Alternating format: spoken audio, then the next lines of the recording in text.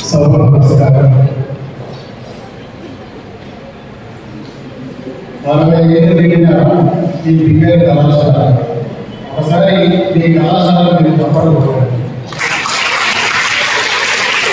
1945లో మొదలైన ఈ కళాశాల 1925లో జరుపుకుంటున్నటువంటి ఈ కార్యక్రమానికి హాజరైనందుకు కాలేజీ శిక్షకుడి ఉత్సవాలు పాల్గొనడంలో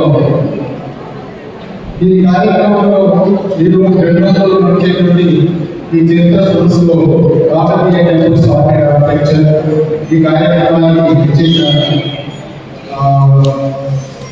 చీఫ్ గెస్ట్ ప్రతాప్ రెడ్డి గారు SC of university guest of honour Mallam Naveen గారు, అట్లాగే పాండరావు గారు, విజయబాబు గారు, అరవింద్ ఆర్య గారు, కోల్పాల శ్రీనివాస్ మేడం, నేను మళ్ళీ మాట్లాడేందుకు కనుక ఇక్కడ ఏం మాట్లాడాలనేది సంశయం. కాకతీయ స్థాపత్యం గురించి పరిశుభ్రమైన చరిత్రకారుడు దక్షిణాంచల శిల్పకళలో కాకతీయుల శైలి చాలా ప్రత్యేకమైన. నేను ఆ శైలిని తెలంగాణ శైలి అంటాను. కాకతీయ శైలి అంటారు, ఇది తెలంగాణ శైలి. ఈ కాకతీయులు నిర్మించినటువంటి అనేక దేవాలయాల నిర్మాణాలన్నింటిలో కూడా ప్రతిఫలించిన వాళ్ళ యొక్క కళా కౌశల్యం, కొత్త సృజన అనేటువంటిది కనబడుతుంది. కాకతీయుల యొక్క శిల్పంలో, ఆ నిర్మాణంలో మనకు కర్ణాటకలో హొయసల, మనని పరిపాలించినటువంటి కళ్యాణ శైలి, వాటి ప్రతిఫలనాలు ఉన్నప్పటికీ కూడా సొంతమైనటువంటి కొత్తదైనటువంటి శిల్ప నైపుణ్యాన్ని, ఆర్కిటెక్చర్ స్థాపత్యాన్ని చూపించింది కాకతీయుల కాలంలో.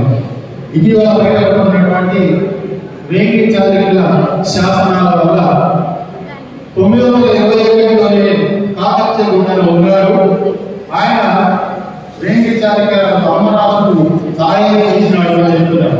ఒక రాష్ట్రం కూడా సామర్థ్యం పేరున్నటువంటి కాకతీయ కూడా మరి వాళ్లకు శత్రువైన బద్ధశత్రువైనటువంటి వేంగి చాళుక్యులకు అమ్మరాజుకు సాయం చేసి, అది ఒక స్వతంత్రమైనటువంటి పని.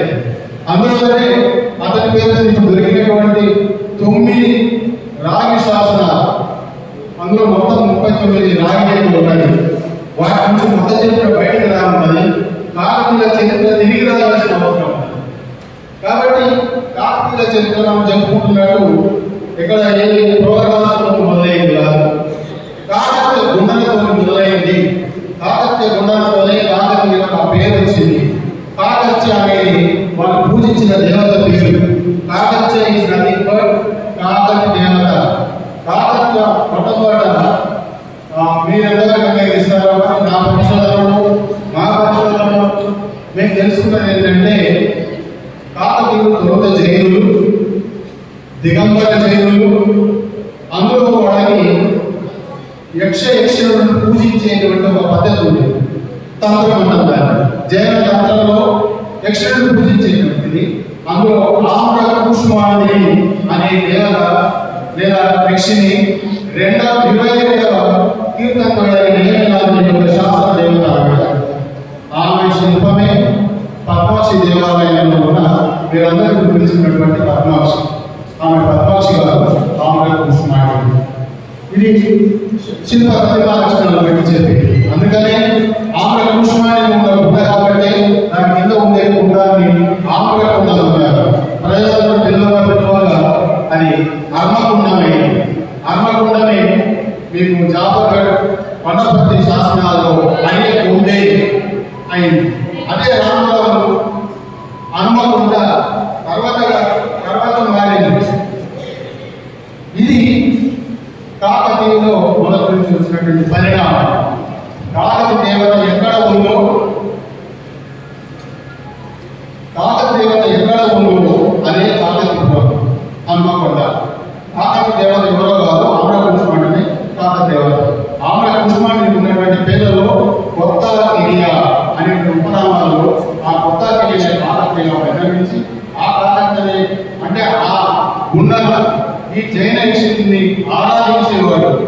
జైన యక్షిణైన ఆమె పుష్పాంజలి పూజిస్తే వాళ్ళకు లభించే స్వర్గం పేరు కోబండ స్వర్గం అంటారు. ఆ కోబండ స్వర్గం లభిస్తుందని ఆ జైన భక్తులట పూజించేవాడు. కోబండ పేరుతో ఇక్కడ సిద్దిపేట జిల్లాలో కోహడ అనే గ్రామం కూడా ఉంది.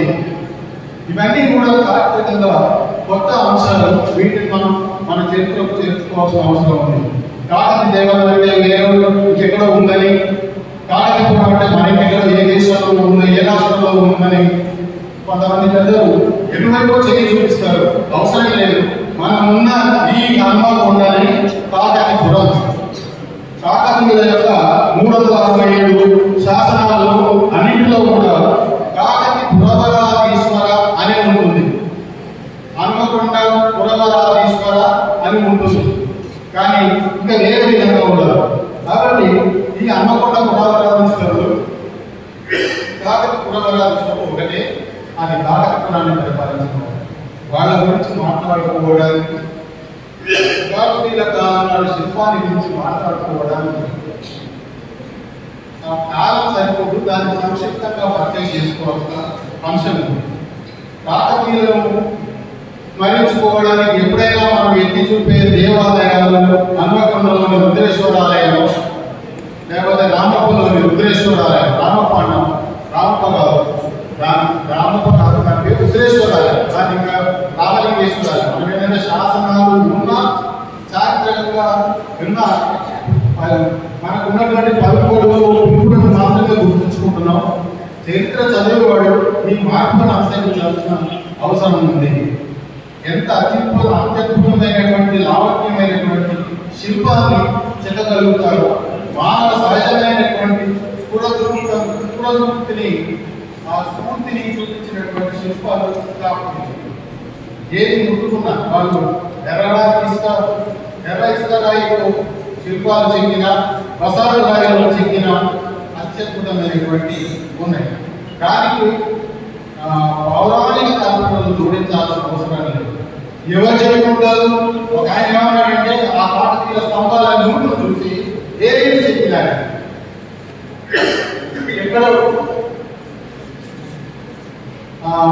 మన చెందని లోకాల మనుషులు వచ్చి ఇక్కడ వాళ్ళు గురువు కట్టాల్సిన అవసరం ఏముంది?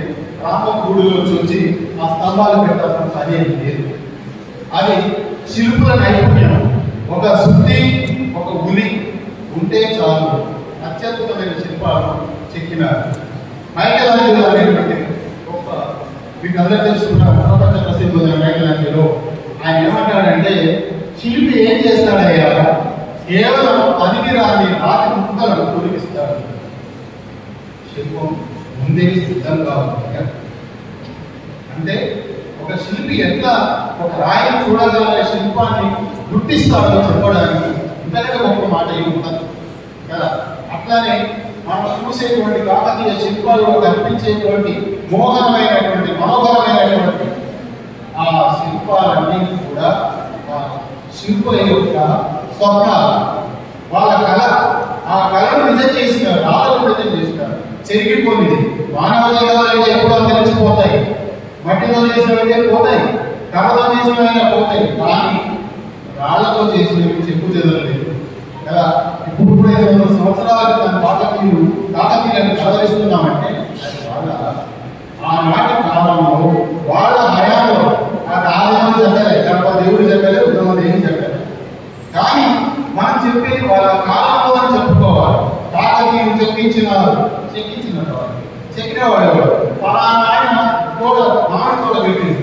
కానీ మామిడి తోటను నాటు వేసేవాడు కానీ, పండించేవాడు కానీ, పంటలు ఏడేవాడు కానీ వేరే పాపం ఆ తోట యజమాని పేరు కాకతీయులైనా, మనోహరాలైనా, ఎవరైనా వాళ్ళ యాజమాన్యం కిందనే మనం అన్నింటినీ చెప్పుకుంటున్నాం. కాకతీయుల గురించి అన్నీ చెప్పుకుంటున్నాం. అయితే అది కాకతీయులు రాజులుగా ఆలోచించడమే కాకుండా ఒక ప్రజాస్వామ్య వైఖరిలో వారు పరిపాలించినారని చెప్పడానికి చాలా నిదర్శనాలు ఉంటాయి. అందువల్లనే మనం మిగతా రాజవంశాలకు, కాకతీయ రాజవంశానికి ఉన్నటువంటి భేదాన్ని, సామ్యాన్ని గుర్తించాల్సిన అవసరం ఉంది. ఈరోజు ఈ కార్యక్రమాన్ని ఏర్పాటు చేసినటువంటి ఈ పిల్లలు కాలేజీ వాళ్ళకి, ముఖ్యంగా మన అభిమానులతో ఈ రెండవసారి తన కార్యక్రమాలకు ఆహ్వానించిన మా కొడిపాక శ్రీనివాస్ గారికి, బాగా ఇష్టమైనటువంటి ప్రేమ ఆస్పదైనటువంటి విజయబాబు సార్, రంగారావు సార్, మా అన్నమయ్య గారు, నాకు బాగా బాగా ఇంకా బాగా ఎంత బాగా అని చెప్పచ్చు